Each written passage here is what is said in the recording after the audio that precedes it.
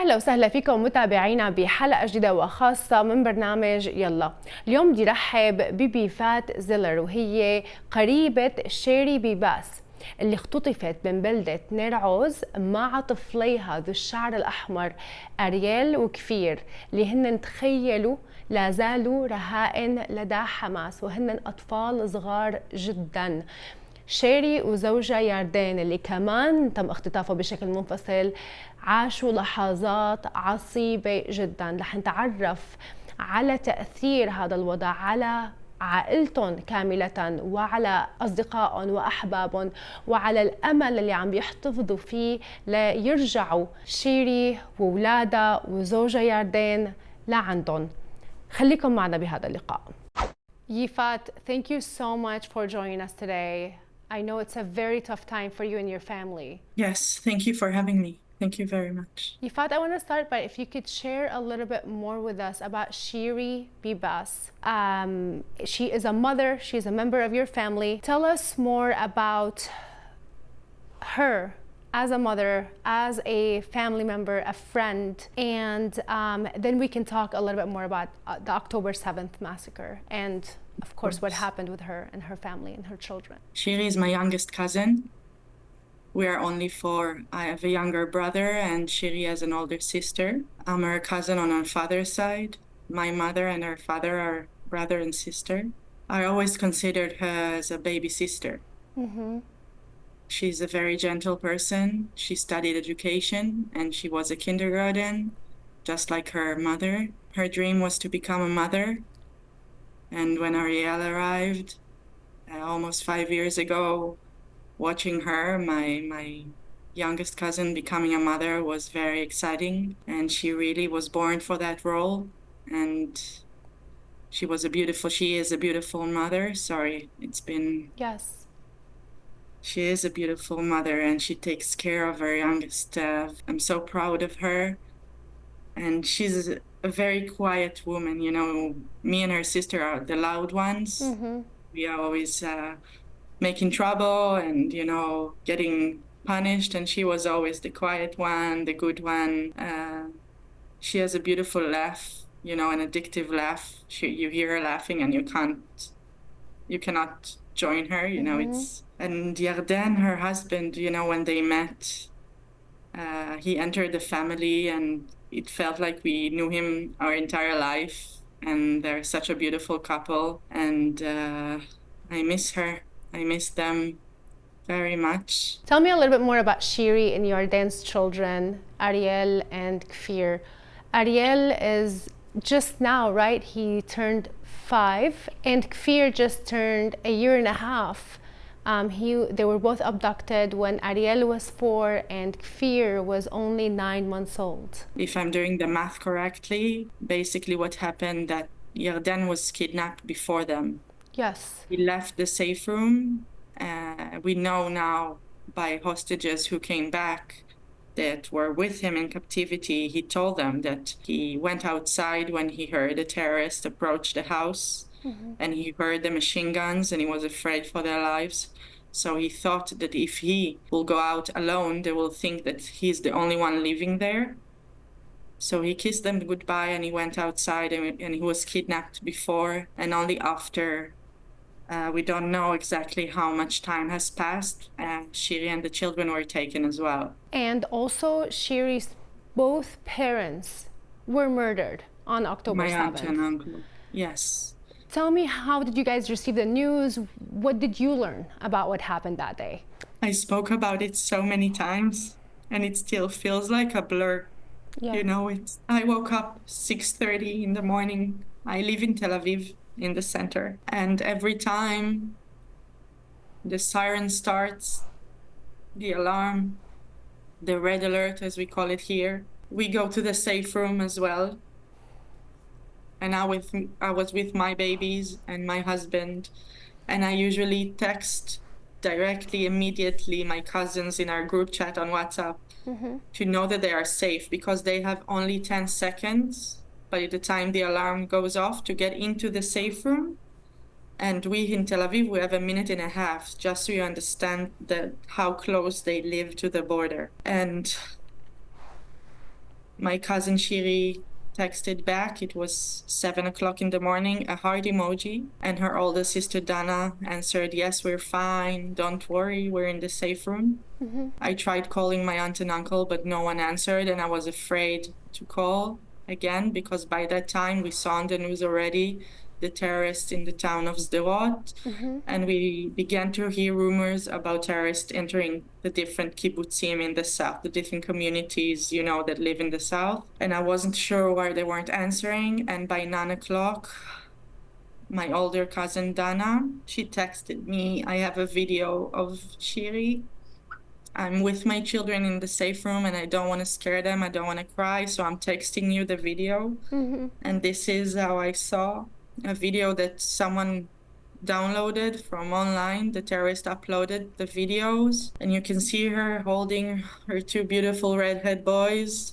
She looks terrified. We couldn't see Yardin in the video, so initially we thought he's gone. There's a moment in the video that she looks to the side and I thought, oh my God, she's looking at his dead body. This is what I thought. And by the end of that day, after numerous phone calls I phoned, I tried to get everyone, the police, everyone to the kibbutz. Someone entered their home, my aunt and uncle's home, which is really, it's a minute from Shiri's home in the kibbutz. It's a minute walking. And the house is completely burned and they couldn't find them there. So for 2 weeks, they were considered to be kidnapped as well. And unfortunately, after 2 weeks, they let us know that they were burned in the house alive.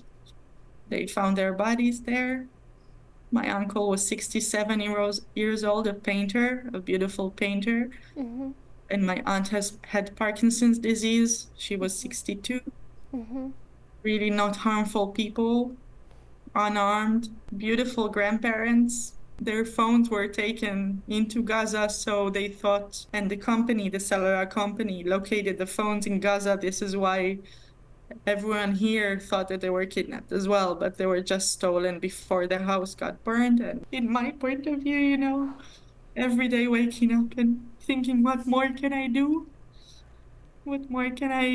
How can I help them? I'm so sorry. That's so difficult. I cannot even imagine. You know, while I am a journalist, it's just so hard for me as a mother I know. to envision how a toddler and a baby, an infant, would be abducted. Can you tell us about your memories of those two beautiful children before their abduction? Ariel, well, he's the image of a redhead boy, you know, he's he's the most energetic little boy.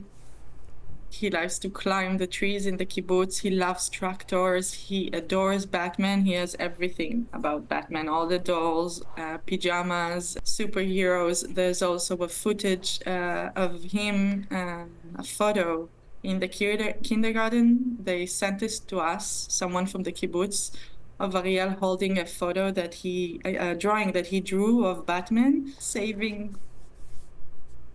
It says on the drawing, the kindergarten teacher wrote it, what he said, that Batman is saving peoples from caves.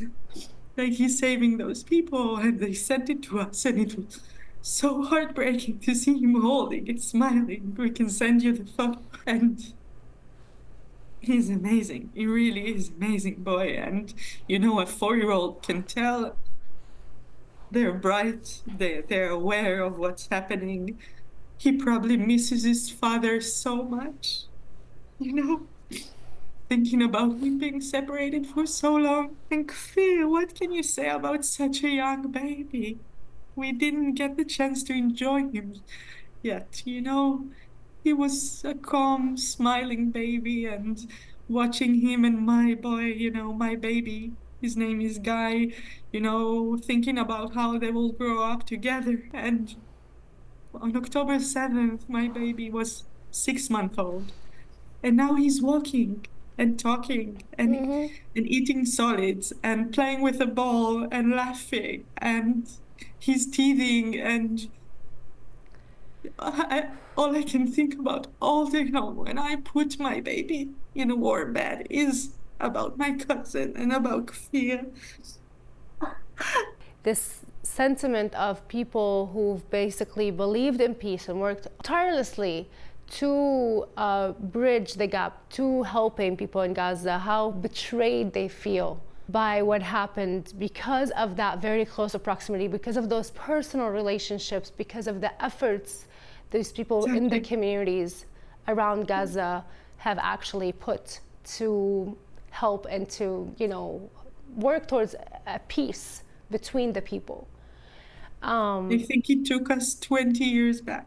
You know, all the struggles that my people, you know, our people are educated, who wanted peace here.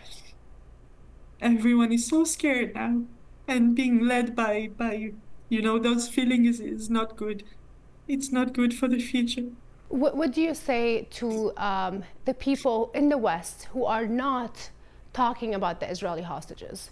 Because we're not hearing about the Israeli hostages. Even in the conversations about the war between Israel and Hamas today, we're not hearing, when we see protesters, they're not talking about the Israeli hostages.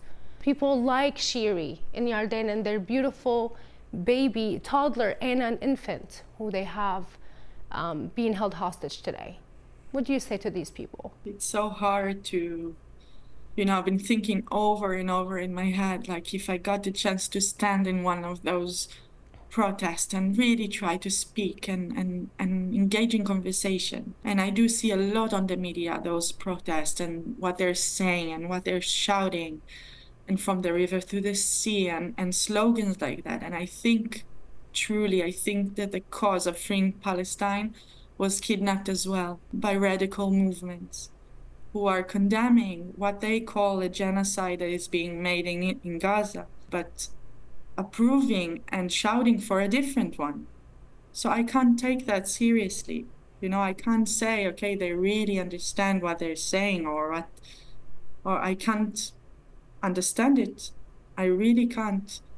And it's really hard to, you know, stay indifferent to what happens in Gaza during these 9 months. I'm a mother as well. Like you said, you know, I'm a mother as well. I don't want to see any child being hurt, but you have to see it, the wider picture. You can't put a Band-Aid over, you know, a severe wound. It needs to be addressed, you know, and taken care of from the inside. And I know what happened on October 7th is not the Islamic thing to do, massacring, raping, kidnapping women and children. This is not in the Quran. This is not, you know, they can't say this is what needs to be done to free Palestine, because it's not in the, this is in the Hamas charter. So if you support that, go and learn and understand what you're supporting. And it's okay to be anti-war, and it's okay to be pro-Palestinian. But please, do you know about Kfir and Áriél? Do you know about them as well? Can you reach a hand and see that we suffer too? I just pray and I hope that Sheiry, Yardin, Áriél, and Kfir return home safely, and I wish and pray for the same for all the hostages. Thank you so much for your time today, and stay strong. Thank you very much. Thank you very much.